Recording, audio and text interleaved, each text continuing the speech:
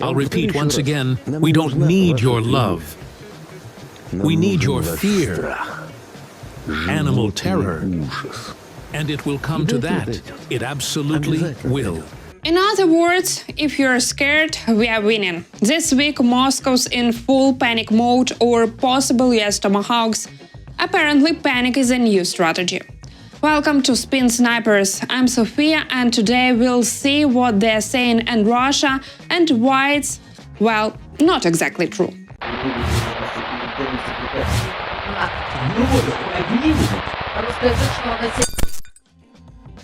The Kyiv regime, hostile Europe, apparently everyone is standing in Moscow's way from sitting down at the negotiation table and ending the war. The war they actually started themselves. After Trump got in, the US started looking a bit more friendly, or at least that's what they say in Russia until Trump does not deliver the promised tariffs or sanctions against Moscow. And suddenly, Europe is the enemy. Yeah, apparently all Russophobia lives there, for anyone who wasn't aware.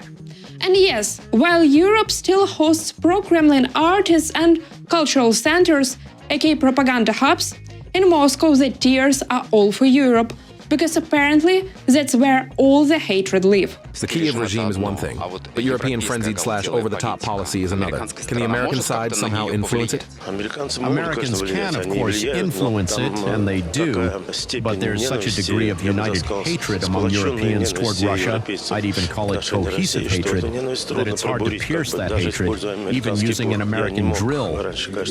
I couldn't previously imagine that Europe would speak with one voice toward Russia, and such a belligerent, extremely negative one at that. That single voice closes off for them any possibility of finding nuances in relations with our country.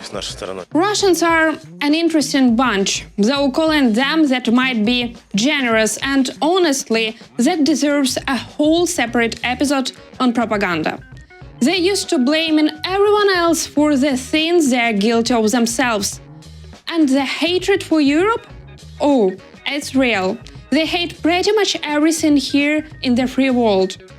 First off, the idea of the free world is kind of alien to them. Equality, rule of law, human rights, the ability to choose – all of that feels very far away. Meanwhile, their total unprovoked war against Ukraine only fuels that hate. And since Europe is still somehow holding itself together, Russia tries to scare it into submission. It was said proudly, we will stage a blackout in Belgorod and Kursk regions. Well, we understand what you'll try to do. That's exactly why Ukraine must be destroyed, and will be destroyed. And Europe can imagine whatever it likes. And some other American, European, or whatever idiot repeating Kellogg's narratives will say, we are not going to listen to Putin. We ourselves will. You don't have to listen to him. You simply can't understand. We don't care whether you can hear. We don't care about your feelings at all. We know you are enemies. And you mustn't have any illusions. You will be destroyed. This is plain and clear. And you don't need to listen to us, nor love us, nor giggle. I'll repeat once again, we don't need your love. We need your fear, animal terror. And it will come to that. It absolutely will.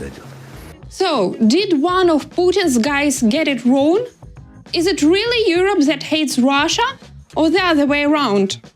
The moment anyone in Europe even hints that Putin only understands force, Moscow is ready to tear that person apart on national TV. Take, for example, MEP Marie-Ange Strack-Zimmermann, head of the European Parliament's Security and Defense Committee. In Russia, they could not forgive her stance or even her nationality. Yes, Germans are still linked to all stereotypes there, and apparently that's enough to make them a target on a state TV. Here's what that absolute creature thinks. Marie-Agnes Strack-Zimmermann, a Nazi swine. Putin listens to us closely. Putin understands only the language of force. Everything else, however lovely it might be to send doves of peace into the sky, is nonsense. The only thing he understands is force, and above all, unity. Let's go down that path. Long live Europe. Long live Europe. Is that what she wanted to shout? And shall we show her Macron's wife? That's how we'll answer that German broad. What I love most is when Russians blame literally everyone but themselves for the lack of peace talks. First off, for anyone who forgot, it's Russia that started the war against Ukraine. Yep, imperial ambitions and the need to keep their so-called geopolitical weight in the region. Not some noble mission to protect Russian speakers, denazify, or whatever other nonsense they threw at us to justify their bloodbath. And now, having partially occupied 4 regions plus Crimea, and even adding them to their constitution, Putin wants to sit down and negotiate. On his terms, of course. Meanwhile, anyone who refuses to recognize stolen territory and play alone, totally to blame. But don't worry, the Kremlin really wants peace. You can tell from all the daily shelling of Ukraine. Yeah, that's how you show you want to chat. Right now, it's truly a very dramatic moment as tensions are being fueled from all sides. The Russian side keeps saying that we are ready for a peaceful settlement, and we also hear that Trump constantly speaks about the need to sit down at the negotiating table. From this, we conclude that he still maintains the political will, but the Europeans and the Kyiv regime are showing a complete unwillingness to do anything in this direction.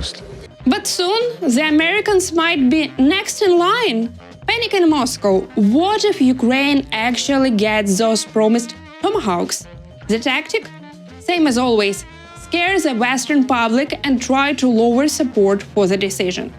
How? By loudly talking about nuclear strikes and so-called red lines. And yes, red lines in Russia are, well, a phenomenon. They move faster than anything else. Drones over Moscow, strikes on Russian refineries deep inside the country. Apparently, not enough reason to push the big red button. Even that SBU operation that took over 40 of Russia's strategic bombers?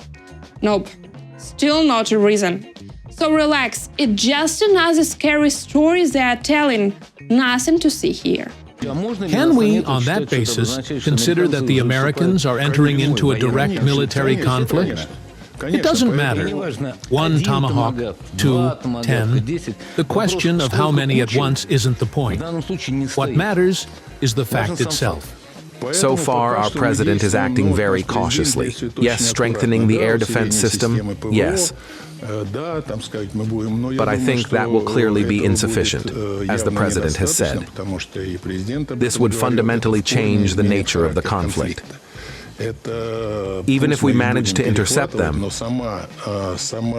the very attempt to strike deep into our rear areas, our infrastructure, including military infrastructure such as air bases, and, excuse me, even oil refineries are important. Strategic aviation bases, according to our doctrine, already constitute grounds for a retaliatory nuclear strike. But what really keeps the Kremlin up at night is the dirty bomb. They're terrified the US might do to them exactly what Russia basically did to its neighbors by stationing nuclear weapons in Belarus. Yeah, it was Russia that decided Belarus is now a nuclear state. Just like that. And now they're freaking out at the idea that Kyiv might get nuclear tomahawks. But wait, they say everything under control. Sure they do. Negotiations with the US, multiple levels, everything's fine, right? Another bedtime story, either to justify bombing civilians in Ukraine or to make the West sin.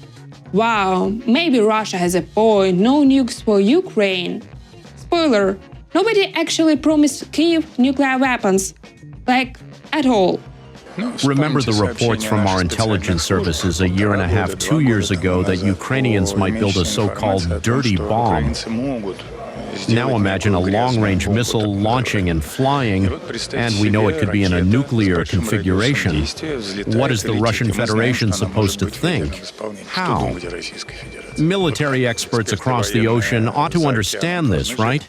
The loudest voice, as always, is Dmitry Medvedev, Russia's ex-president turned full-time keyboard warrior. He has zero real influence in Moscow these days, but boy, does he love his social media. Let's just call him the Kremlin's blogger. Sure, he's only repeating the usual propaganda talking points, but somehow people in Washington still pay attention when he threatens the world. Remember when, after one of his literal nuclear rants, Trump sent 2 American nuclear subs to the relevant region? Yeah, that happened. But did it stop Medvedev? Of course not. He's still out there, doing what he does best, threatening everyone and pretending it's strategy. Trump said that if the Russian president doesn't resolve the Ukrainian conflict, it will end badly for him. In short, he's threatening for the 101st time. If the business peacemaker was talking about tomahawks, then the statement is wrong. The delivery of these missiles could end badly for everyone, and above all, for Trump himself.